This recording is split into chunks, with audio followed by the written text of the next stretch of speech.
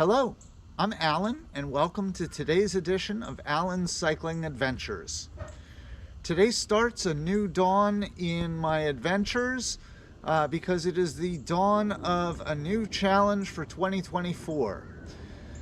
My challenge for this coming year is a cross-country ride from California to Massachusetts.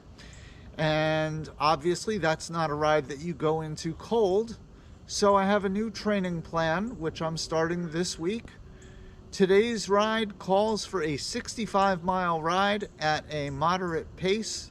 And so that's what I'm going to do today. If you enjoyed today's video, be sure to give it a thumbs up. Click the subscribe button to subscribe to my channel. And if you have any questions, comments, suggestions, or ideas for future editions of Alan's Cycling Adventures, be sure to leave them in the comments below. Well, without further ado, let's ride. Before I give you the usual information that I give on these rides, yes, that was Teresa at the very beginning of the ride, and that was her bike while I was doing the intro. For those of you who followed me this past year, you know that we did a metric century challenge together. That was our goal for 2023. The goal for 2024 is actually my goal. I am going on a cross-country trip, and although Teresa will be meeting me at a couple of the cities, she is not doing this trip, and therefore for the training, I am training at my pace and training my distances. So these rides will be solo or solitary. In terms of the route for today's ride, when I first got my Garmin, I discovered that the software that it uses, Garmin Connect, lets you plan out routes pretty easily.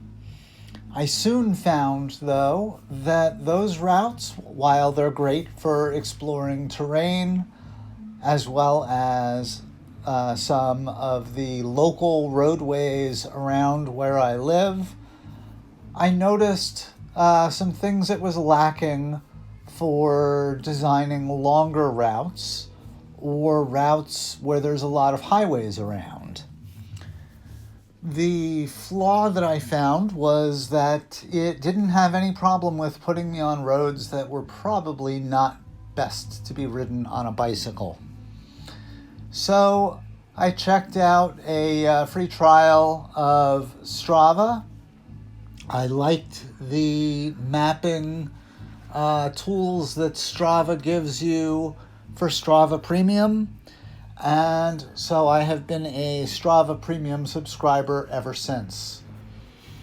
Now, most of my older routes were designed in Garmin Connect, and most of my newer routes were designed in Strava. When I was planning out my training plan for this year, I did play around a little bit with Garmin Connect and had drawn up a 65-mile route.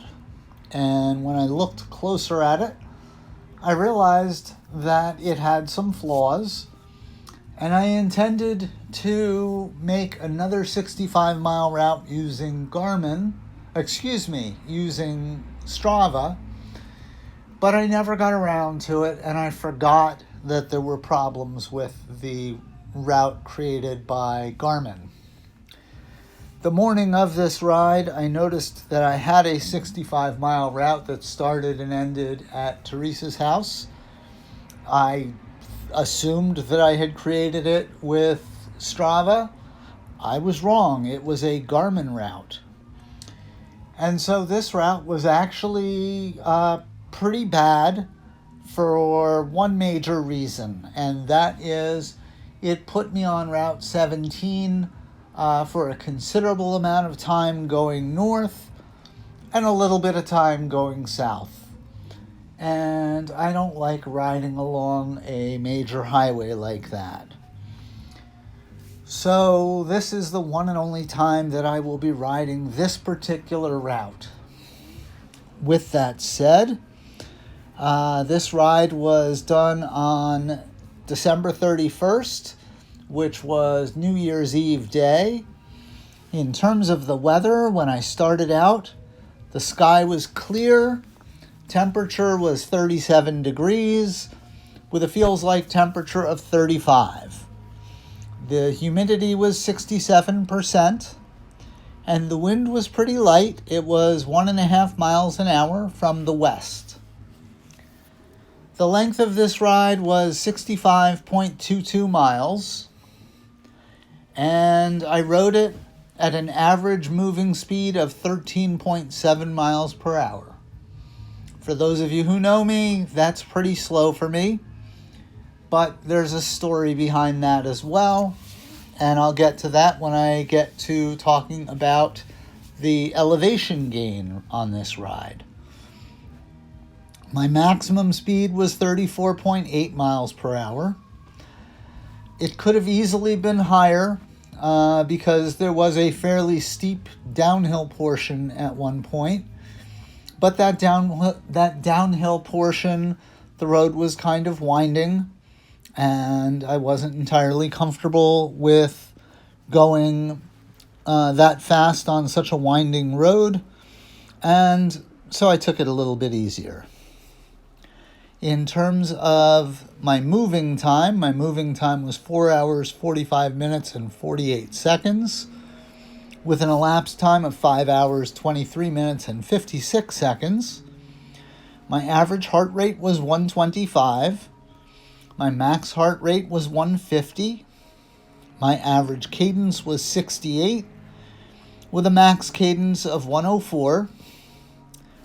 I had a total elevation gain of 3,445 feet, and that elevation gain, I did have 2 major climbs. I've certainly had more than 2 major climbs in some of my rides. The first major climb was 0.71 miles in length, with an elevation gain of 141 feet and an average gradient of 3.9%. Not too bad.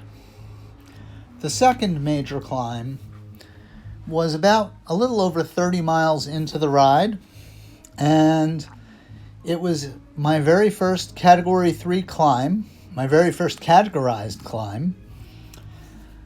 It was 3.4 miles in length, with an elevation gain of 712 feet, and an average gradient of 3%. However, the first 1.36 miles of the climb had an average gradient of 7.8%, with sections that were over 14%.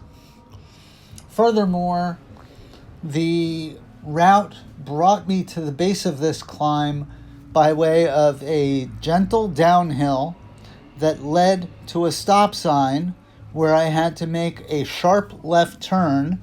It was a blind corner, and so I had to come to a complete stop, and as soon as I made the turn, I was into the climb. So there was no getting momentum going into it. I did ride up most of the climb. There was one really steep section that I did end up walking up half of the steep section. And in riding up this climb, my leg muscles were pretty much done. And so after that, every time I came upon an uphill section, it was a bit of a struggle. Hence the slower than normal average moving speed. In terms of where today's ride was, it was between New Jersey and New York. I started in Fairlawn, rode through Elmwood Park, Saddlebrook, Rochelle Park, Paramus, Hohokus, Waldwick, Saddle River, Allendale, Upper Saddle River, Mahwah, Airmont, New York, Kaiser, New York, Wesley Hills, Pomona, Willow Grove, Harriman, Harriman State Park, that was where the really steep part was, Sloatsburg, Ramapo, Hilburn, Suffern, Mahwah, Ramsey, Allendale, Waldwick, Midland Park, Ridgewood, Glen Rock, Hawthorne, and back to Fairlawn. When I got to Fairlawn and I got back to Teresa's house, I found I was a little bit short, so I ended up doing a lap around the neighborhood and ended up just over 65 miles. I hope you enjoyed this video. I'm actually going on another ride tomorrow, a 70-mile one, and I'll try to get that one uploaded a little bit quicker.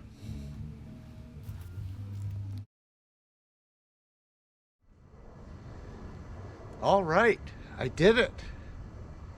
Not a great route, but you know that because I plan on talking about why it was not a great route in the voiceover. But 65 miles done, lots of climbing, a little bit of a walk of shame, but that was the steepest climb I've ever done.